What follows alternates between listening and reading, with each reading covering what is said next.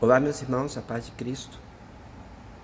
Aqui Valdeir Contaiver, falando do sudeste da Ásia, da Tailândia. Nós estamos exatamente na região nordeste da Tailândia. E eu desejo compartilhar com vocês hoje a palavra, aproveitando esse privilégio que o pastor José Ricardo me concedeu e essa oportunidade, né, de poder fazer isso pela internet e chegar até o teu coração. Eu quero dizer que a Igreja no Caminho, ela faz parte também do meu coração. Porque desde que a igreja foi fundada, desde que a igreja iniciou, nós acompanhamos, não apenas como intercessão, né? Mas estivemos juntos e já estávamos elaborando o projeto da vinda para o Sudeste Asiático. E a igreja, desde o início, ela aceitou o desafio, participou conosco, se fez presente, tem estado presente na intercessão, na contribuição, e eu tenho compartilhado as coisas que têm acontecido aqui, de forma que a igreja faz parte, assim, bastante mesmo da nossa história, né? E por isso eu estou alegre de poder compartilhar nesse momento de missões, né? E dizer das coisas que estão no nosso coração. Eu quero compartilhar, estou com a Bíblia aberta aqui em Mateus capítulo 13, e eu tenho o foco aqui nas duas parábolas, né? A explicação da parábola de Mateus 13, do verso 18 ao 23, e da segunda parábola, que completa, né, a parábola do semeador, que é do versículo 24 até o versículo 30 de Mateus 13, né? Que é a parábola da erva daninha no meio do trigo, né? Esse texto bíblico, eu vou botar ênfase aqui no verso 18 e 19, né? Ele é importante para nós. Olha só. Atendei vós, pois, a parábola do semeador. A todos os que ouvem a palavra do reino e não a compreendem, vem o maligno e arrebata o que lhes foi semeado no coração. Este é o que foi semeado à beira do caminho. Essa declaração de Jesus Cristo, ela mostra que existe uma coisa que acontece dentro, no interior da pessoa que ouve o Evangelho. Porque, na verdade, aqui são 4 tipos de solo que Jesus coloca, né, representando os 4 tipos de receptividade da palavra de Deus. E isso é verdade tanto aí no Brasil com vocês, em Brasília, quanto é verdade comigo, aqui com as pessoas a quem nós evangelizamos, num lugar onde praticamente o nome de Jesus nem é conhecido. Mas a realidade espiritual é a mesma, porque ou a resposta será de um jeito, ou será de outro jeito. Então, nesses 4 tipos de solo que é descrito nessa parábola, né, nós encontramos, então, as diferentes manifestações, ou diferentes respostas ao que a palavra de Deus diz. E desde já eu quero dizer que essa palavra que é anunciada é a palavra do testemunho, a palavra do crente. O crente anuncia e fala da salvação. Ele é o semeador, né? Muitas pessoas pensam que esse semeador aqui é Jesus. Na verdade, a grande maioria das pessoas pensam que Jesus é o semeador, mas Jesus não está falando dele. Ele está falando do trabalho da evangelização, desafiando até os seus discípulos a se apresentarem, né, como semeadores. E por isso os resultados são diferentes do resultado daquela palavra de Deus que vai e não volta vazia. Porque quando o texto bíblico fala sobre a palavra de Deus que vai e não volta vazia, ela está falando da vontade de Deus expressa. Ela está falando da bondade de Deus, do amor de Deus e daquilo que Ele move através do seu poder, né? Mas nesse caso aqui da palavra do semeador, nós anunciamos aos corações e os corações têm direito a uma resposta. Então, a palavra de Deus, ela vai agir e ela vai ou salvar ou vai condenar, né? Essa é a ação que está acontecendo nesse episódio que a Bíblia fala de Mateus 13, né? E muito interessante é que quando nós apresentamos isso, nós vemos que existe um solo que são muitas vezes, que recebe muitas vezes o testemunho. Essa palavra do semeador, ela não fala de que ocasionalmente a palavra chegou a um lugar. Não. Porque, inclusive, o verbo que é utilizado, né, no original bíblico, no original do Novo Testamento, né, na língua que foi transmitida, são verbos de continuidade, de ação costumeira. Então, o semeador costuma realizar essa ação e aquele tipo de solo costuma reagir do jeito que reagiu. Inclusive, no texto que a gente está enfatizando, que a semente jogada no caminho, nós encontramos então que aquele caminho é um caminho duro, pisado, um caminho já passado muitas vezes, né? E ele já não está mais receptível à semente. Então ela cai, ela rola naquele solo que não encontra guarida para penetrar e vai parar na beira do caminho. E é por isso que acontece essa ação das aves, né, que vem simplesmente arrancar aquilo que não está enraizado, aquilo que não está brotado, aquilo que é uma semente que não foi aproveitada pela aquela consciência, aquele entendimento, aquela vontade, aquele coração. Ela simplesmente ficou largada. Uma palavra não meditada, não entendida. Então, nesse momento, quando Jesus contou essa palavra aos seus discípulos, ele coloca a ênfase na atividade do semeador. Ele diz, o semeador precisa realizar isso.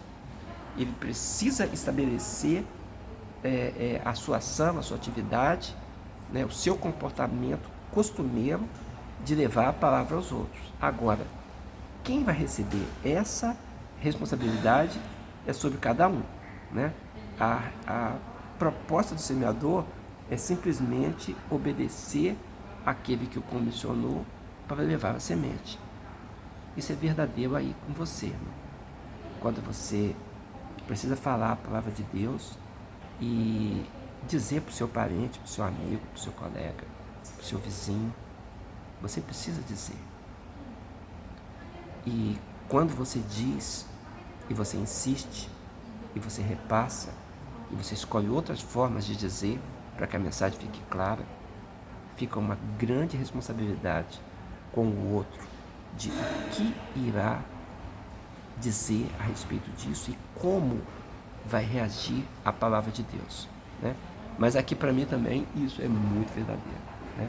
Porque eu apresento a palavra e eu vejo as mesmas reações, né? De um lado eu vejo pessoas endurecidas e elas falam assim, lá vem ele de novo, né? E não recebe mais a palavra, né? Cai pelo caminho, né?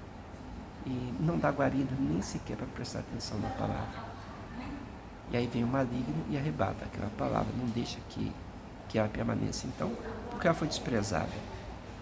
Mas tem outros que recebem com muita alegria, mas aquela alegria é muito passageira, né? A Bíblia diz que os cuidados do mundo vêm, as preocupações, né? E abafam aquilo. Na verdade, muito do temperamento, muito daquilo que nós construímos, de como queremos reagir às coisas que recebemos, tem a ver com o abafamento do mundo. Quem recebe uma pregação, por exemplo, e na segunda-feira, recebe no domingo, na segunda-feira já não lembra mais da palavra, porque os cuidados do mundo, os cuidados do trabalho, os cuidados das atividades, né, as conversas, os ruídos ao nosso redor, abafam a palavra que foi transmitida. Por quê? Porque não se prestou atenção, não se deu o valor de guardar e de relembrar, de trazer à memória o que pode trazer esperança durante a semana. Então essa é a responsabilidade. E eu encontro isso aqui. Também encontro os terrenos rochosos, né? Difíceis. Recebe, mas logo passa, né? Um é abafado e o outro é queimado. Mas, irmãos, muitos recebem com alegria. Eu estava achando engraçado domingo passado que eu estava pregando na igreja e aqui basicamente as pessoas são agricultoras. Agricultores, tem outros tipos de pessoas, né? Pessoas do comércio, Mas mesmo que é do comércio, a família é de agricultor. E eles amam fazer isso. E eu estava pregando sobre a realidade do inferno e do céu. E quando foi a minha surpresa, no meio da mensagem alguém levanta a mão e fala assim: no céu vai ter plantação? Pensei e falei assim: olha, nós não temos necessidades no céu, não tem necessidade de plantação, porque Deus providenciou tudo para nós, né? E lá não precisa do trabalho. Aí a pessoa levantou a mão e falou assim: mas e se eu quiser plantar, pode?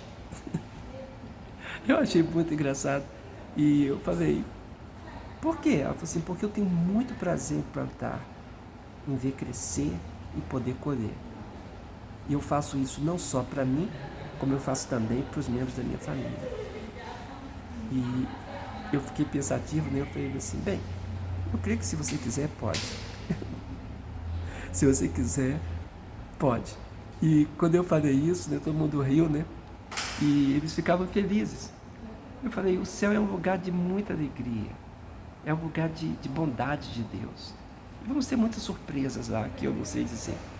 Mas você vê, a palavra caiu no coração receptivo de pessoa que quer ir para o céu e ainda quer continuar trabalhando lá, né? Isso é algo surpreendente, é aquela palavra que caiu num bom solo. E esse solo é de alguém que tem a alegria de compartilhar aquilo que faz, né? E eu lembro do apóstolo Paulo falando, né? Ele diz bem assim pra gente: você reconhece a palavra, ele diz bem assim: prega a palavra, quer seja oportuno, quer não, insiste, corrige com toda boa vontade, com toda doutrina, porque vai ter um tempo que as pessoas não vão querer mais nem escutar, porque o comichão no ouvido vai fazer com que eles queiram outras coisas diferentes da palavra, outros mestres, outras doutrinas. Mas nesse momento em que elas estão querendo ouvir, prega a palavra, semeia, né? E é isso, é esse o momento que eu estou. E quando eu falo a quem quer ouvir, essas pessoas estão meditando como será depois e como se reagirão ao que Deus fará, eu penso: tem valido a pena isso, né? Então, 2 Timóteo 4,2, que eu acabo de citar, tem muito a ver, né, com um coração que quer semear e que quer ver o fruto daquilo que acontecerá, mesmo quando você tem uma vontade de falar no momento em que você teria que fazer outra coisa. Um momento oportuno, um momento não oportuno. No campo missionário, nós pregamos para pessoas a quem nós não conhecemos toda a história plenamente. Nós não temos ideia de que tipo de pessoas estão ali, que tipo de pessoas estão sendo representadas, que tipo de solo foi escolhido, ou que parte da mensagem ela vai entender e onde ela colocará a ênfase no que recebeu. Mas nós pregamos a elas e de repente elas respondem. E respondem com alegria. Hoje eu estava falando com um deles, né, no discipulado, e a minha pergunta era: como que era antes, assim? Como que era antes de você viver com Jesus como você está vivendo agora? Você consegue comparar? E ele me disse bem assim: antes eu era muito religioso. Todo dia de manhã eu fazia minhas obrigações, ia diante das imagens, das esculturas, principalmente das esculturas aqui, não imagens, mas estátua mesmo, né? Ia diante das estátuas, prestava minha obrigação, apresentava minhas oferendas, fazia minhas preces durante minha vida inteira. E eu nunca tive resposta. E ele falou: mas o meu coração queria ser fiel. E hoje eu conheço o Deus que responde, o Deus vivo. E eu falo com Ele e sinto que Ele toca dentro de mim e que Ele cuida de mim. E Ele falou para mim assim: e é isso que eu digo para os meus amigos, para os meus vizinhos. Eu digo que Deus é o Deus vivo, que responde ao coração que o busca. E eu regozijei no meu espírito. Eu falei, é exatamente por isso que Deus me enviou. Para que eles soubessem, para que eles aprendessem, para que eles quisessem, para que eles pudessem compartilhar, né? E comparar as realidades e dizer sobre os grandes testemunhos de Deus. Então, quando eu vejo esse tipo de realidade, né? Essa verdade que nós anunciamos da palavra de Deus, aí eu penso bem assim, vale a pena. Vale a pena. Eu lembro, irmãos, que quando eu levo a palavra e alguém simplesmente não recebe a palavra, ela cai pelo caminho, eu sei que o maligno se aproximará dela. E essa é uma parte que mexe comigo nesse texto bíblico. Porque o que Jesus fala, e eu quero ressaltar aqui, eu vou olhar para o texto de novo, né? Provavelmente o verso 19. Jesus fala assim, a todos, sem exceção, a todos os que ouvem a palavra do reino e não a compreendem, vem o maligno e arrebata. Então existe uma ação de Satanás. O pouco caso à palavra e o costume de ter pouco caso à palavra atrai a ação maligna. E o maligno não deixa exceção. Ele quer que aquilo fique como um fruto realmente perdido. E aí eu digo para você, e aqui está no meu coração diante de vocês sabem que eu trabalho com batalha espiritual, que eu expulso demônios, que eu estou sempre envolvido em intercessão, em clamor, essas coisas todas, né? E faço isso não porque eu gosto, eu faço isso porque é necessário, porque a evangelização demanda batalha espiritual. São dois reinos, e um desses reinos não se conforma em perder. E é por isso que a gente luta contra o mal. Então, é muito necessário que Jesus falou assim, eles escutam muitas vezes e não compreendem. Então, o maligno vem. Então, é necessário que compreendam. É necessário um esforço nosso para que eles entendam. É necessário, irmãos, é muito, muito importante que eles queiram entender, mas também que nós tenhamos um esforço para que isso aconteça. E aqui vem um ponto que está no meu coração, né? Que muitas vezes a palavra não é anunciada com a intencionalidade que deveria. Então não há preparo. A gente faz muito no tempo não oportuno, né? As deixas evangelísticas. Mas o mais importante não é o tempo não oportuno, mas é o tempo da oportunidade, planejado, olhado com cuidado. Aqui, a grande maioria das pessoas que receberam Jesus foi em visitas planejadas. Nós os conhecemos, nós os buscamos, nós combinamos, falamos de Cristo a eles. E quando pedimos para fazermos visitas evangelísticas, falamos, por que não faz agora? Falamos, não, preciso de um tempo de qualidade. Qual é o teu tempo? Quando é que eu posso fazer isso? E aí marcamos. E não era uma vez só, né? Eu procuro pelo menos 3 vezes, né? E daí para mais. E eu ensinei isso aqui, né? Busca tempo de qualidade com as pessoas, não fala incidentalmente apenas, né? Porque aqueles que ouvem muitas vezes, com pouca compreensão, o maligno vai arrebatar esse fruto e ele vai se tornar nulo no coração. Então é por isso que devemos pregar a palavra. Mas quando nós chegamos um pouco mais abaixo, né, do texto, nós encontramos a segunda parábola. E na segunda parábola diz que existe uma ação mais violenta do inimigo. Ele semeia o joio no meio do trigo. E quando eu olho para esse texto, né, O tempo aqui tá adiantado e eu não vou forçar você muito, né, no tempo de ouvir essa mensagem, mas olha para o texto.